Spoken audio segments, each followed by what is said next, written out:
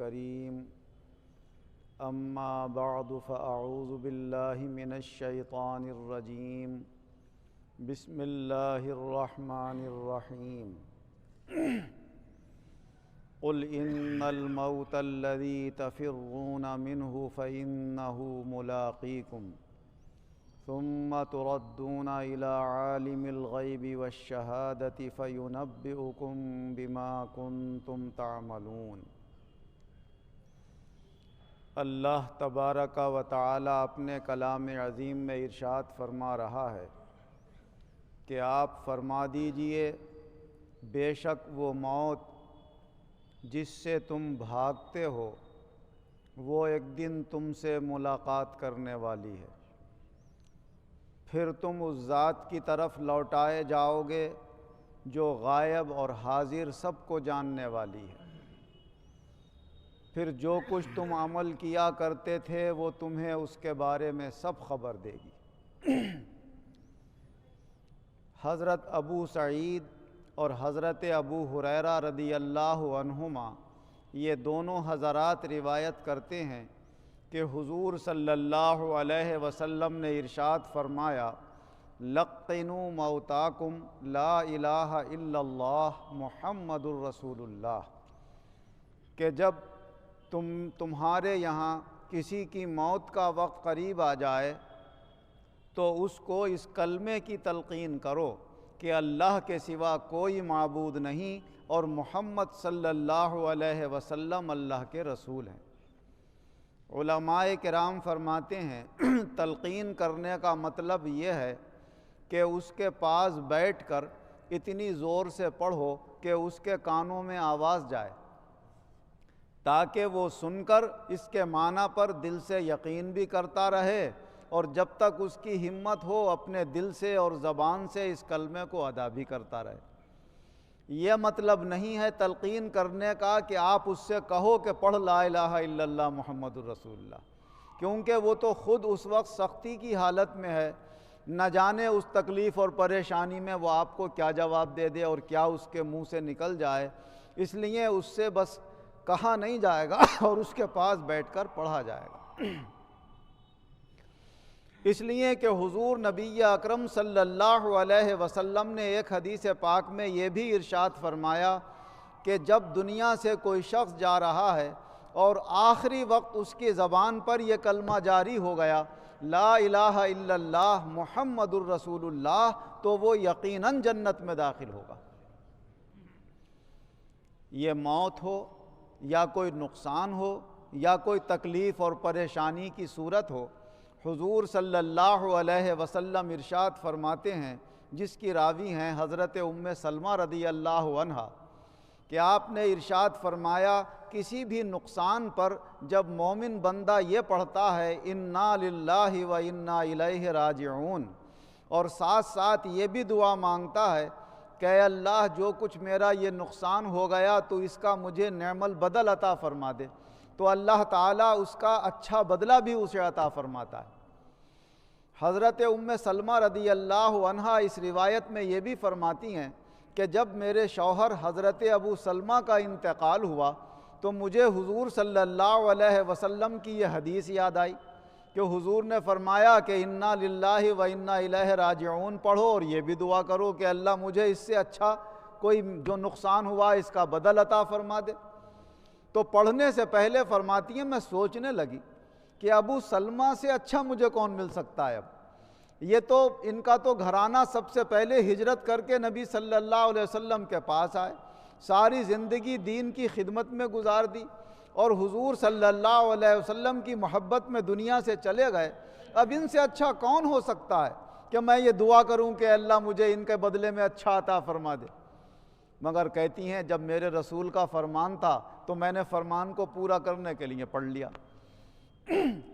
اللہ تبارک و تعالیٰ نے دکھا دیا کہ ہمارے رسول کا فرمان سچا ہے۔ بعد میں جب ان کی عدت گزر گئی تو حضور صلی اللہ علیہ وسلم نے اپنی شادی کا پیغام بھیج دیا، تو کہتی ہیں کہ الحمدللہ اللہ نے مجھے اپنا رسول عطا فرمایا،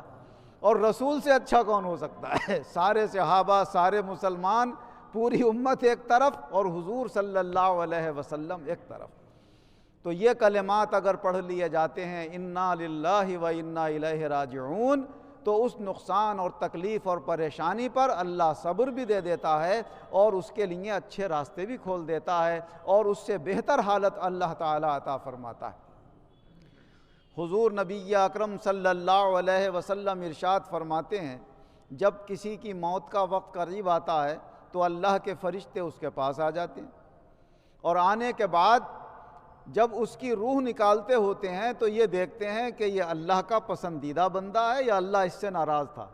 یہ پسندیدگی والے کام کرتا تھا یا اللہ کو ناراض کرنے والے۔ اگر وہ اچھے کام کرنے والا ہے، اللہ کا نیک بندہ ہے، تو وہ فرشتے کہتے ہیں کہ اے پاکیزہ جان جو پاکیزہ جسم میں تھی تو نکل یا، اللہ تیری ملاقات کی آرزو میں ہے اور تیرے لیے اللہ نے وہاں پر نعمتیں رکھی ہیں، یہ اسے خوشخبری دے چاہتے ہیں اور اس کی روح کو نکالتے جاتے ہیں، تو بڑی آسانی سے روح اس کے جسم سے باہر آتی چلی جاتی ہے۔ اور فرمایا اس کی روح کو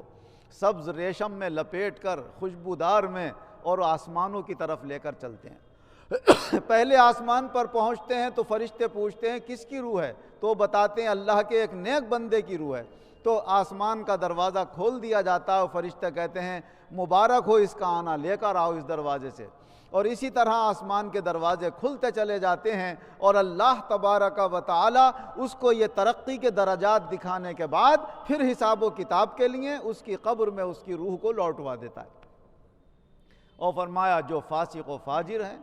اللہ کے یہاں ناپسندیدہ ہیں، جب ان کے انتقال کا وقت آتا ہے تو فرشتے بدبودار ٹاٹ لے کر جاتے ہیں اور اس کی روح سے کہتے ہیں اے خبیث روح جو خبیث جسم میں تھی نکل، اب تیرے لیے اور زیادہ مصیبت اور پریشانی کی صورتیں آنے والی ہیں۔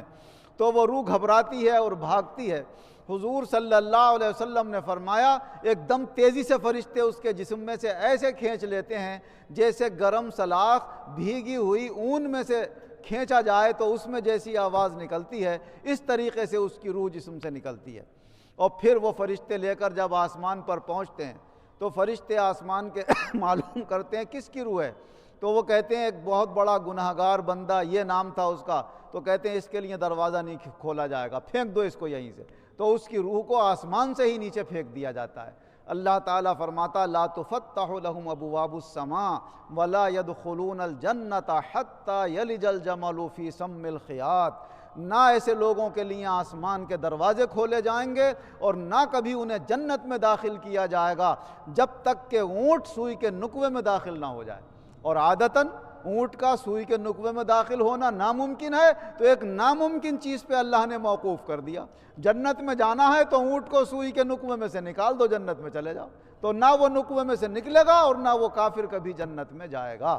اللہ تبارک و تعالی ہمیں ہمیشہ ایمان کے اوپر ثابت قدم رکھے اور ایمان و عزت کے ساتھ بآسانی ہمارا خاتمہ فرمائے اور اللہ اپنے پسندیدہ بندوں میں داخل فرمائے، آمین۔ وآخر دعوانا ان الحمد للہ رب العالمین۔ الحمد للہ رب العالمین والعاقبۃ للمتقین والصلاة والسلام علی خیر خلقہ محمد وآلہ واصحابہ اجمعین۔ اے اللہ ہمارے گناہوں کو معاف فرما، آئندہ گناہوں سے بچنے کی توفیق عطا فرما، ہمارے ایمانوں میں اور زیادہ قوت اور روشنی پیدا فرما، اور جب دنیا سے ہمیں بلا تو ایمان کے ساتھ کلمہ پڑھتے ہوئے تیرے دربار میں حاضر ہوں۔